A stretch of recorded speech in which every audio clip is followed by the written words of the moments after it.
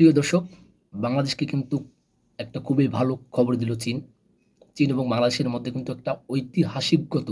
একটা সম্পর্ক আছে। সেই সম্পর্কের প্রায় ৫০ বছর পূর্তি উপলক্ষে কিন্তু চীনে সফর করে বাংলাদেশের পররাষ্ট্র উপদেষ্টা এবং ২ পররাষ্ট্র মন্ত্রণালয়ের একটা বৈঠক অনুষ্ঠিত হয় এবং সেখানে বাংলাদেশ সম্পর্কে এবং বাংলাদেশের সাথে সম্পর্ক গুরুত্ব আরোপ করা সহ আরও বিভিন্ন ধরনের অবকাঠামো উন্নয়নে কিন্তু বাংলাদেশকে সহযোগিতা করার একটা আশ্বাস প্রদান করছে চীন। এবং সেখানে কি বিষয় নিয়ে আলোচনা করা হয়েছে আজকের এই ভিডিওর মাধ্যমে আপনাদেরকে জানাবো। সাম্প্রতিক সময়ে আপনারা জানেন বাংলাদেশ এবং ভারতের মধ্যে একটা খারাপ সম্পর্ক চলতেছে এবং একটা সীমান্তে থমথমে অবস্থা চলতেছে। ঠিক সেই সময় চীন কিন্তু বাংলাদেশকে একটা দারুণ সংবাদ দিল এবং চীন যেটাকে বলা যাচ্ছে যে বাংলাদেশকে বুকে টেনে নিল। চীন তার পররাষ্ট্রমন্ত্রীর যে বৈঠকে পররাষ্ট্রমন্ত্রীর বৈঠকে বলতেছে যে চীনের প্রতিবেশী নীতির গুরুত্বপূর্ণ কূটনৈতিক স্থানে বাংলাদেশকে রাখা হয় এবং বাংলাদেশের জনগণের জন্য সুপ্রতিবেশী সুলভ বন্ধুত্বের সম্পর্কের অনুসরণ করে চীন এবং চীনের পররাষ্ট্রমন্ত্রী এবং বাংলাদেশের পররাষ্ট্র উপদেষ্টার মধ্যে কিন্তু দীর্ঘ বিভিন্ন বিষয় নিয়ে আলোচনা হয় এবং সেখানে তারা কিন্তু প্রক্রিয়া ব্যক্ত করে যে বাংলাদেশকে তারা বিভিন্নভাবে সহযোগিতা করবে।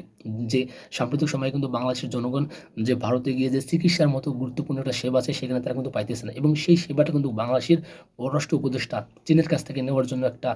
অঙ্গীকার ব্যক্ত করছে এবং চীনের পররাষ্ট্র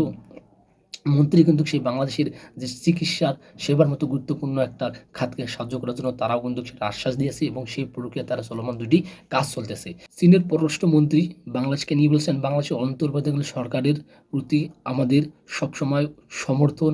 আছে এবং অবাধ, সুষ্ঠু ও নির্ভরযোগ্য ভোটের মাধ্যমে আমরা বাংলাদেশের একটা গণতান্ত্রিক উপায়ে ক্ষমতা দেখতে চাই এবং আমরা বাংলাদেশকে সার্বিকভাবে বিভিন্ন ধরনের সাহায্য সহযোগিতা করার জন্য প্রস্তুত আছি। দুই দেশের মধ্যে প্রথমেই যে গুরুত্বপূর্ণ জিনিসটি নিয়ে আলোচনা সেটি হচ্ছে নদীর পানির সমঝোতা স্মারক নিয়ে। অর্থাৎ বাংলাদেশ যে আপনারা জানেন যে আমাদের বাংলাদেশের যেসব নদী ভারত থেকে এসেছে তাদের ম্যাক্সিমাম উৎপত্তি স্থল কিন্তু চীনে এবং চীন কিন্তু যমুনা নদীর, যেটা বাংলাদেশে পরিচিত যমুনা নদী এবং চীনে পরিচিত ওয়াসবুং নদী, সেই নদীর কিন্তু যে তারা বাদ দিয়েছে এবং বাদ দেওয়ার কারণে বাংলাদেশের একটা সমঝোতা চুক্তি স্বাক্ষর হয় এবং সেই সমঝোতা স্বাক্ষরে তারা কিন্তু বাংলাদেশকে অবাধে পানি দেওয়ার একটা কথা বলছেন এবং তারপরে যে চুক্তিটি সম্পূর্ণ সেটা দুই দেশের মধ্যে কূটনৈতিক বা রাজনৈতিক সম্পর্ক বৃদ্ধির কারণে, অর্থাৎ বাংলাদেশ এবং চীনের একটা ৫০ বছরের রাজনৈতিক একটা সম্পর্ক রয়েছে এবং সেই সম্পর্কের পরিপ্রেক্ষিতে কিন্তু বাংলাদেশ পররাষ্ট্র উপদেষ্টা যে চীনে সফর করে এবং চীন সফর করার মাধ্যমে কিন্তু তাদের দুই দেশের মধ্যে গুরুত্বপূর্ণ আরও সম্পর্ক বাড়ে এবং পররাষ্ট্র মন্ত্রণালয় একটা ঘনিষ্ঠ সম্পর্ক তৈরি করার ব্যর্থ করছেন এবং তারপরে যে গুরুত্বপূর্ণ যে খাতটি নিয়ে আলোচনা করেছে সেটা হচ্ছে চিকিৎসা খাত। সাম্প্রতিক সময়ে ভারত কিন্তু বাংলাদেশকে তাদের চিকিৎসা থেকে শুরু করে বিভিন্ন ধরনের এক্সপোর্ট ইম্পোর্টের উপর একটা কড়াকড়ি আরোপ করেছে এবং ভারতীয় বিজেপি নেতা শুভেন্দু অধিকারী বাংলাদেশকে নিয়ে কিন্তু এই মুহূর্তে বিভিন্ন ধরনের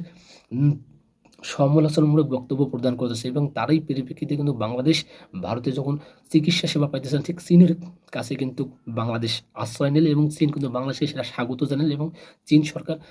বললেন যে বাংলাদেশকে আমরা সব ধরনের চিকিৎসা সেবা দেওয়ার জন্য প্রস্তুত আছি।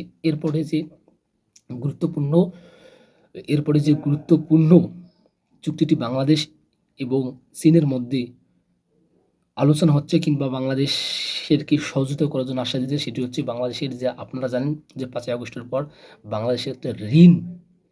চুরির যে কর্মকাণ্ড প্রকাশিত হয়েছে, অর্থাৎ বাংলাদেশ আওয়ামী লীগ সরকার বাংলাদেশে লক্ষ কোটি টাকা কিন্তু হাতিয়ে নিয়ে বিদেশে পাচার করছে এবং সেই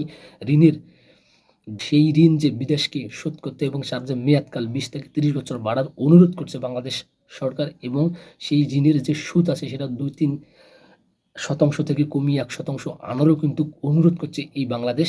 পররাষ্ট্র উপদেষ্টা এবং বাংলাদেশের আরও অনেক গুরুত্বপূর্ণ আলোচনা করেছেন দুই দেশের মধ্যে। সেটা হচ্ছে কি শিক্ষা, কৃষি,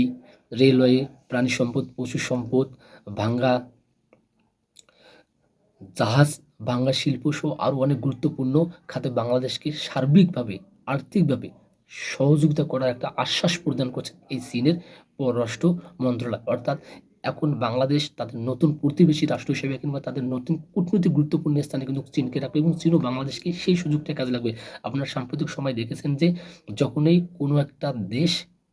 ছোট দেশ বড় দেশের কাছে ক্ষতিগ্রস্ত হয় কিংবা বড় দেশের কাছে আক্রমণের শিকার হয় তখনই কিন্তু চীন সেই দেশটাকে বুকে টেনে নেয়। যদি বলি আপনাদেরকে সাম্প্রতিক আফগানিস্তানের কথা, যখন আফগানিস্তান থেকে তালেবান ক্ষমতায় চলে গেল এবং আমেরিকান সৈন্যরা বা আফগানিস্তান ছেড়ে তাদের দেশে চলে গেল। ঠিক সে সময় কিন্তু আফগানিস্তানকে ইউএসএ তাকে